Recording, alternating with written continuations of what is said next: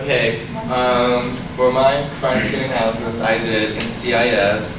I don't watch a lot of crime scene stories. I'm more into reality shows, but it was a pretty good show, I guess. What I'm going to show you is the crime scene itself, the cast members, and like the crime. And then I'm going to explain what the investigators did right and wrong.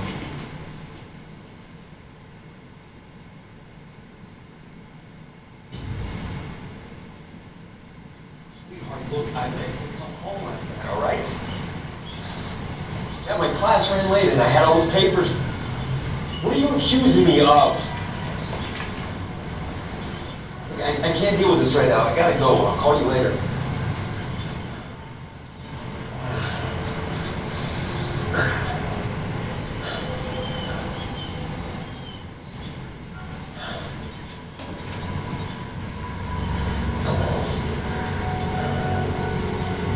Hey, it's me. I'm starting to really lose it here. I can't keep lying to my wife. It's killing me. We need to end this. Can we meet? I'm at the park across from the Hayes Hotel. Let's see you soon.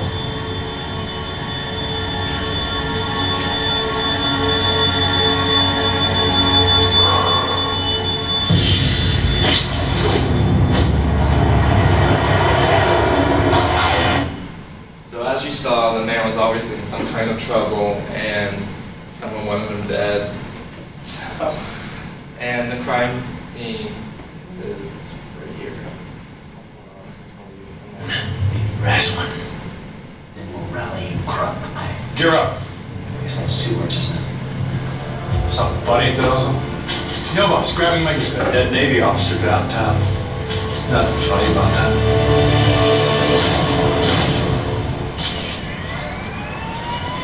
Ambush from behind, boss?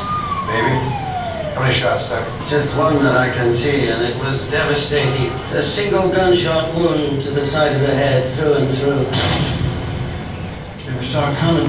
He's just enjoying a beautiful fall morning. The sun is out, birds are chirping. All is right with the world. Then out of nowhere, bam, lights out. Kind of poetic, if you ask me. But you didn't ask me, and I apologize. Happened, Dad. A couple of hours ago. Details? Navy Lieutenant Paul Booth, 32 years old, married, no kids. Wife should be notified as we speak. Police are ruling out robbery, boss. Cash, credit cards, everything's still on him. Except this. Found it in the grass. Could be a company badge. There's something weird. Well, it looks like a burn. Not any burn I've ever seen. Wow, what's this guy into? I don't know. Maybe you can tell us, Tim. Me? Why? This can't be money. Sure about that? It's got your name on it. Man white card stock with clean border and 7 Helvetica font. What do we got? McGee. Boss, I don't know what this is. I don't even know this guy. Well, he knew you.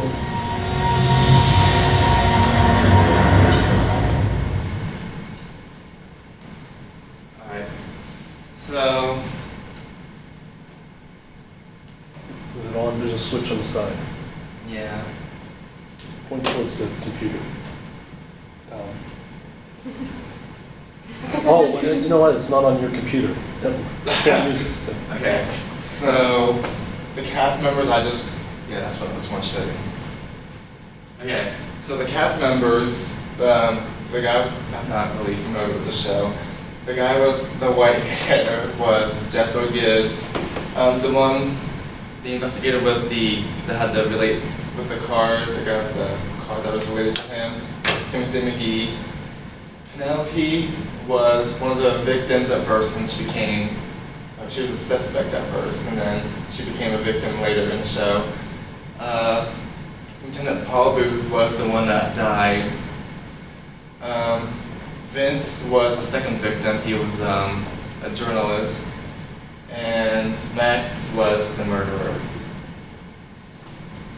So what happened during the crime? the naval officer was trying to release some information called the Penelope Papers, and he was trying to release information that was top secret to other people, and he was killed before he could. So what did the investigators do, right? They checked the body to see if he was like robbed in any way, and they checked the wallet to see if any credit card was stolen. But one thing they didn't do was like check to see if he had any ID, because he didn't. They just looked for like the money and stuff. They looked all over the body to see if they can find anything wrong with him, to see if there was like a struggle, to see if he like fought back, and they found burn marks on his fingers, which had to be like to the case.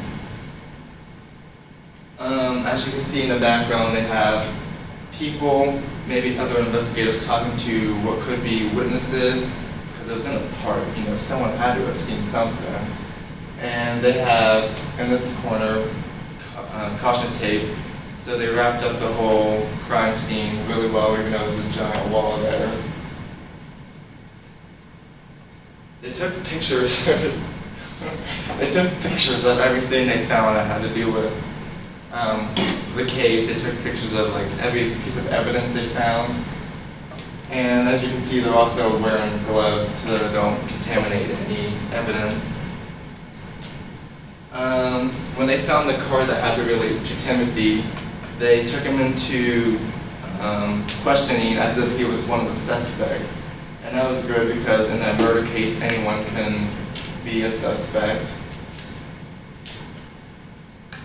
As you can see in the background, they have police people to ensure that no one can cross the caution tape, and to ensure that no danger comes their way while they're investigating the crime scene.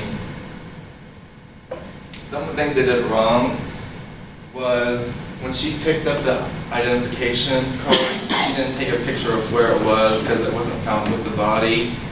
Another thing they didn't do was take fingerprints on it because it was not with the body. Maybe someone placed it there. When they said that the bullet went through and through, they didn't try looking for it. They didn't like try looking for it because obviously if it went through and through, the bullet has to be somewhere in the crime scene. He's not wearing any gloves, and if he wanted to like point out something or like pick up something, he couldn't because he would get fingerprints all over it. And even if he didn't touch the body, it still would have been best if he would have put gloves on. There are no markers set up because there's dirt everywhere on the crime scene. Maybe there could have been footprints, and Violet had the bullet, obviously, could have been found somewhere. They didn't even bother using markers. So, in conclusion, Max was the founder of the company that he was working for, and he murdered the naval officer and the newspaper editor. He tried to kill Penny, who was also trying to release information about the whole company and his top secret mission.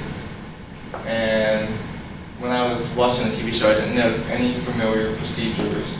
They didn't like do chemicals, they didn't do any hair samples or fingerprints. So nothing they did to help solve the case I was familiar with.